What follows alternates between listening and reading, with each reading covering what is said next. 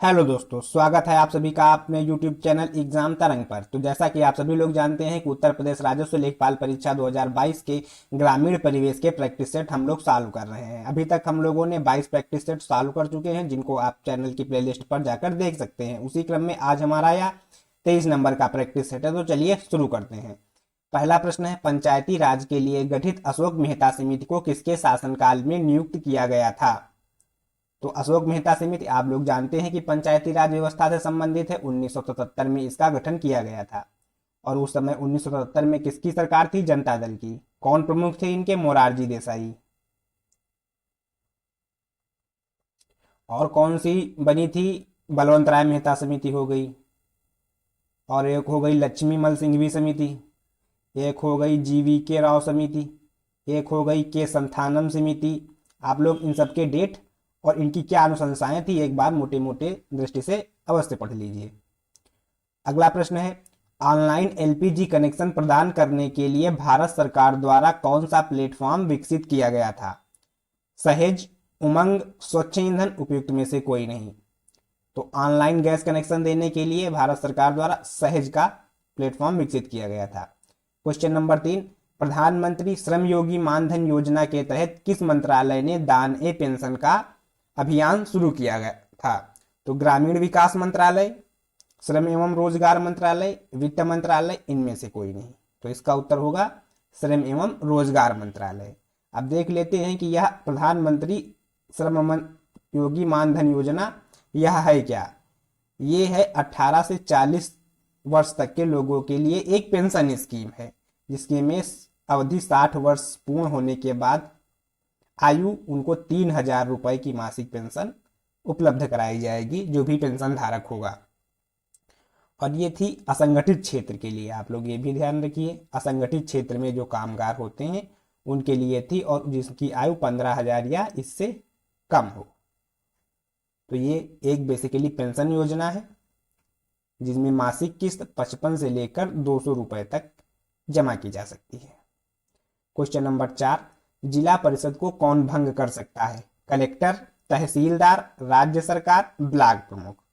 तो जिला परिषद आप लोग जानते हैं कि पंचायती राज व्यवस्था के तहत ग्राम पंचायत, और एक था ब्लॉक लेवल पर, और एक था जिला लेवल पर। तो इसको भंग कर सकता है राज्य सरकार। क्वेश्चन नंबर 5, उत्तर प्रदेश जनजातीय संग्रहालय कहाँ स्थित है? तो ये अभी जल्द ही हाल ही में मार्च 2022 में बनकर कंप्लीट हुआ है। तो ये बलरामपुर में है। और किस जनजाति को समर्पित है? तो ये थारू जनजाति के लिए है, जो थारू प्रधान गांव है। गांव का नाम क्या है? इमिलिया कोडर। इमिलिया कोडर ये नाम है गांव का। यहाँ पर थारू जनजाति से संबंधित को समर्पित जनजातीय संग्रहालय पहला उत्तर प्रदेश का बनाया जा रहा है। अब देख लेते हैं सोनभद्र में क्या आप लोगों को क्या मालूम है इसमें कि ये एक है सोनभद्र में। आप लोग याद रख लीजिए, यूपी जीके की दृष्टि से महत्वपूर्ण है। ओबरा जल विद्युत परियोजना, ओबरा जल विद्युत परियोजना।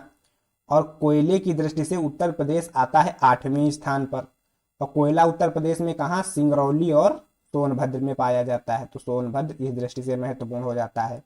सोनभद्र में एक और बेहतरीन चीज जो पेपरों में पूछी जाती है, वो अनपरा ताप विद्युत परियोजना। अनपरा ताप विद्युत परियोजना आप लोग अलग से लिखिए, या फिर आप लोगों ने पहले पढ़ा भी होगा, तो बस जस्ट रिवीजन के लिए है। सुनते रहिए और मेमोराइज करते रहिए। क्वेश्चन नंबर 6, किस राज्य सरकार द्वारा मुख्यमंत्री ग्रामोद्योग विकास योजना शुरू की गई थी? तो मध्य प्रदेश, उत्तर प्रदेश, बिहार, महाराष्ट्र। तो इसका उत्तर होगा उत्तर प्रदेश। इसमें क्या था? वही स्वरोजगार से संबंधित थी ये योजना। स्वरोजगार और व्यवसाय शुरू करने के लिए 10 लाख रुपए तक का ऋण दिया जाएगा। ग्रामीण क्षेत्रों के युवाओं को बैंक लोन दिया जाएगा। क्वेश्चन नंबर 7, मनरेगा के तहत जॉब कार्ड वैधता कितनी होती है? तो इसका सरल सा उत्तर 5 वर्ष होती है। और मनरेगा ये कब चालू हुआ? 2 फरवरी 2006 से। अच्छा, ये 3 चरणों में उत्तर प्रदेश में लागू हुई थी, या पूरे भारत में कहा जाए 3 चरणों में लागू हुई। तो पहले चरण के अंतर्गत 2006 में इसके 22 जिलों में उत्तर प्रदेश के लागू किया गया। और 2000 जो इसका 8वां चरण था 2008 में यह संपूर्ण भारत के सारे जिलों में लागू हो गई थी। तो आप लोगों से प्रश्न ये है कि 2007 में उत्तर प्रदेश के कितने जिले लिए गए थे, कमेंट बॉक्स में अवश्य लिखिए। क्वेश्चन नंबर 8, सामाजिक वानिकी और पारिस्थितिकी पुनर्वास केंद्र कहाँ स्थित है? मिर्जापुर, प्रयागराज, महाराजगंज, लखनऊ। तो इसका सही उत्तर होगा प्रयागराज में 1992 को विकसित किया गया था। अब प्रयागराज की और एक दो चीजें देख लेते हैं हम लोग। यहाँ पर एक है बारा, या इसको कहते हैं संगम, बारा या संगम विद्युत परियोजना, याद करिएगा कहाँ की है, तो प्रयागराज की है। और मिर्जापुर के लिए देख लिया जाए तो वही चूना पत्थर, ये खनिज की दृष्टि से मिर्जापुर, सोनभद्र जो निचला है क्षेत्र उत्तर प्रदेश का, वो खनिज की दृष्टि से महत्वपूर्ण है। तो यहाँ पर चूना है, चूना पत्थर और ग्रेफाइट की अगर बात आए तो ये मिर्जापुर और सोनभद्र वगैरह में होते हैं। क्वेश्चन नंबर 9, उत्तर प्रदेश के पहले वायु प्रदूषण नियंत्रण टावर का उद्घाटन कहाँ किया जा रहा है, कहाँ किया गया है? तो ये है उत्तर इसका होगा नोएडा में इसका उद्घाटन किया गया है। शामली आप लोगों को मालूम होगा कि ये सबसे पूर्वी जिला है, पूर्वी जिला नहीं है, पश्चिमी जिला है। शामली सबसे पश्चिमी जिला है, बलिया सबसे पूर्वी जिला है। और कानपुर का देखा जाए तो कानपुर में याद रखिए आप लोग चकेरी हवाई अड्डा है, चकेरी हवाई अड्डा। और दूसरी चीज कि पनकी ताप परियोजना कहां पर है? कानपुर में है। और सहारनपुर में देखा जाए तो एक हवाई अड्डा है सरसावा, सरसावा अंतरराष्ट्रीय हवाई अड्डा सहारनपुर, और लकड़ी पर नक्काशी के लिए यह आप लोगों को बहुत बेहतरीन तरीके से पता होगा। क्वेश्चन नंबर 10 है, उत्तर प्रदेश सरकार द्वारा वरासत अभियान कब शुरू किया गया था? अब वरासत अभियान ये शुरू किया गया था 16 दिसंबर 2020 को। ये क्या था कि ये ग्रामीण क्षेत्रों में जमीन के जो विवाद होते हैं, जमीन के विवादों को सुलझाने के लिए वरासत अभियान शुरू किया गया था।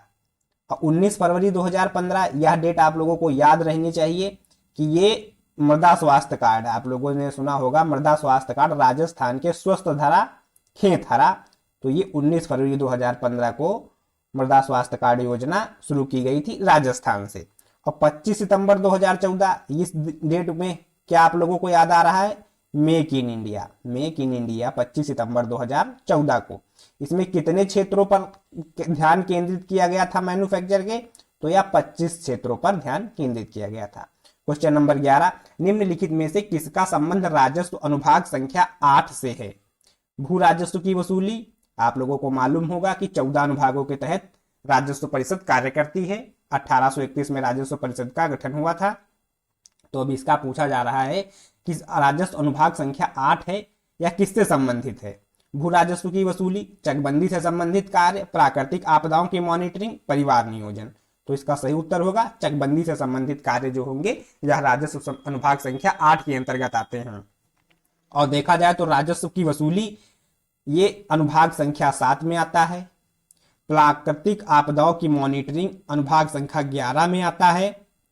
और 12 में आता है परिवार नियोजन, 20 सूत्री कार्यक्रम वगैरह, यह अनुभाग संख्या 12 के तहत आते हैं। अब क्वेश्चन नंबर 12 पे चलते हैं। उत्तर प्रदेश में बौद्ध एवं जैन धर्म का प्रमुख तीर्थ स्थल कौन सा है? सारनाथ, कौशाम्बी, कुशीनगर, वैशाली।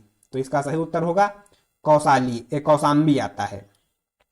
कौशाम्बी ये है वत्स जनपद की राजधानी है, वत्स जनपद की राजधानी कौशाम्बी है। आप लोग महाजनपद वाले चैप्टर में इसको और अच्छी तरह से देख सकते हैं। और देखा जाए तो यहाँ पर क्या है, तो यहाँ पर कौशाम्बी में प्रसिद्ध संत है मलूक दास। मलूक दास इनकी जन्मस्थली कही जाती है, यह जन्मस्थली मानी जाती है, मलूक दास की जन्मस्थली।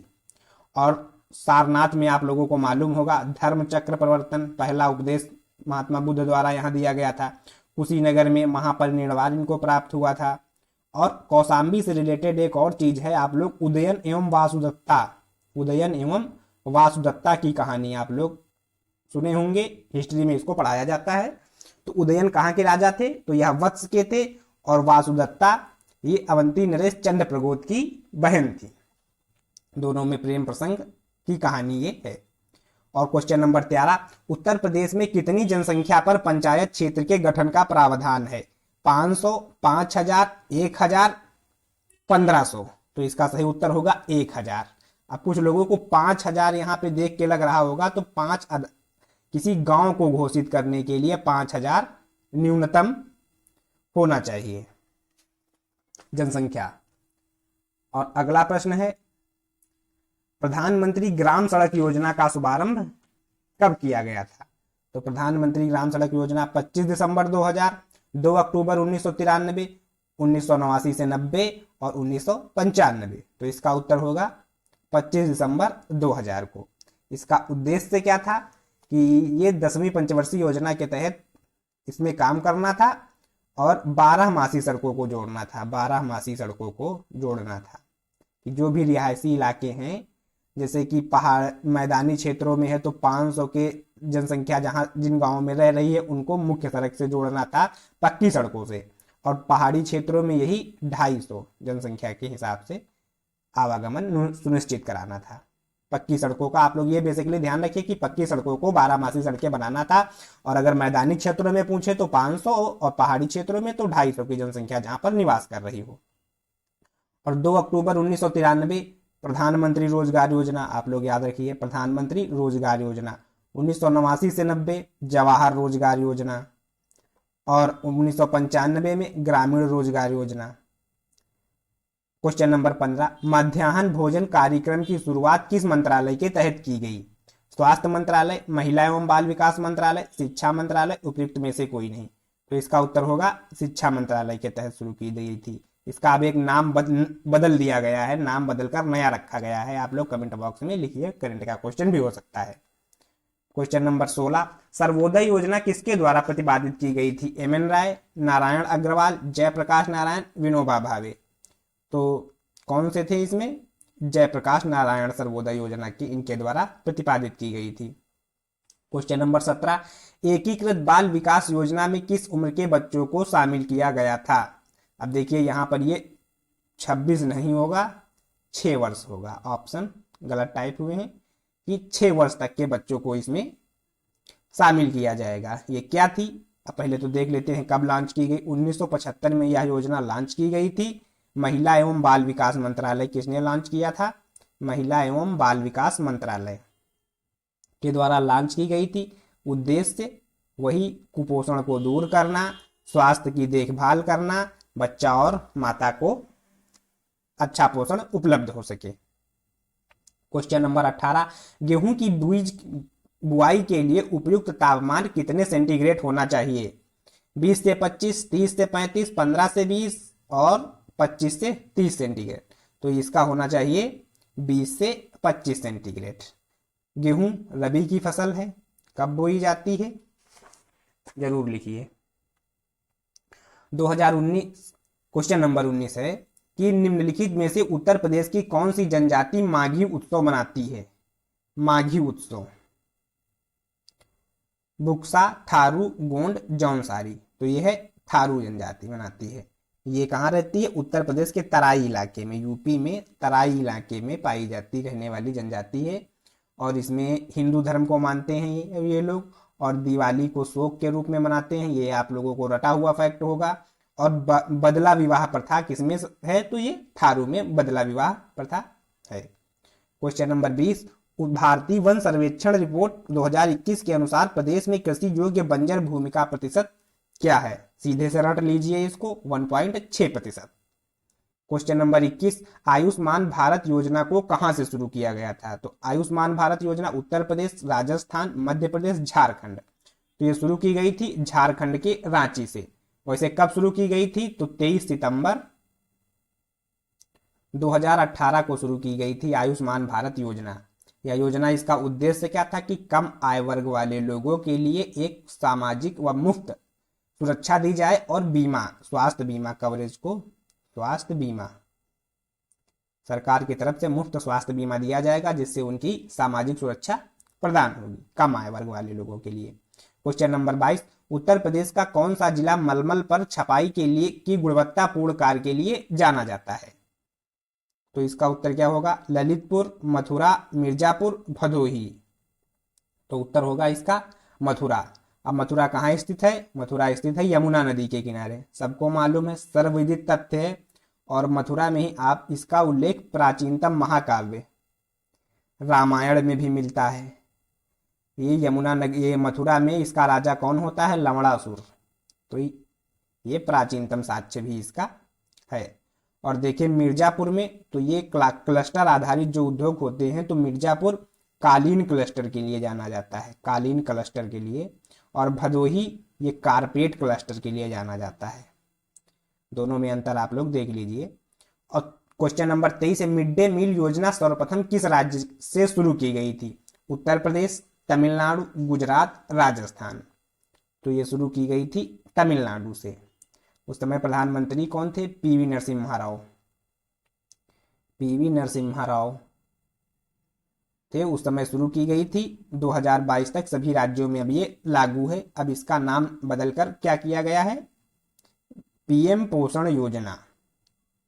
पीएम पोषण योजना, इसका नया नाम पीएम पोषण योजना है। अब क्वेश्चन नंबर 24, राष्ट्रीय बागवानी मिशन किस पंचवर्षीय योजना में शुरू किया गया था? राष्ट्रीय बागवानी मिशन किस पंचवर्षीय योजना में शुरू किया गया था? तो यह है 9वीं पंचवर्षीय योजना, 10वीं पंचवर्षीय योजना, 11वीं पंचवर्षीय योजना, 4थी पंचवर्षीय योजना। तो इसका सही उत्तर होगा 10वीं पंचवर्षीय योजना। ये कब से कब तक चली थी 10वीं पंचवर्षीय योजना? 2002 से 2007 के बीच में यह चली थी। और इसका उद्देश्य क्या था कि ये जो उच्च दाम वाली फसलें होती हैं, जैसे उच्च दाम वाली सब्जियां हो गई, फल हो गए या मसाले आदि की खेती के लिए किसानों को प्रोत्साहित करना था। और पंचवर्षीय किस, अच्छा अब यहाँ पे बताइए किस पंचवर्षीय योजना का कार्यकाल 4 वर्ष का था? ये आप लोग कमेंट बॉक्स में लिखिए कि किस पंचवर्षीय योजना का कार्यकाल 4 वर्ष था। अब देखते हैं ये कुटीर ज्योति योजना का उद्देश्य क्या था। कुटीर ज्योति योजना 1989 से 1990, बीपीएल परिवारों को विद्युत कनेक्शन उपलब्ध करवाना, कुटीर उद्योगों को बढ़ावा देना, बीमा से संबंधित थी या स्वास्थ्य सुविधाओं को बढ़ावा देने से संबंधित थी? तो इसका उत्तर होगा कि ये बीपीएल परिवारों को विद्युत कनेक्शन उपलब्ध करवाना था। कुटीर ज्योति योजना 1989 से 90 के बीच चली थी। तो चलिए आज इतने ही प्रश्न हैं। आप लोग चैनल को सब्सक्राइब अवश्य करिए, वीडियो को लाइक और शेयर करिए, कमेंट अवश्य करिए। धन्यवाद।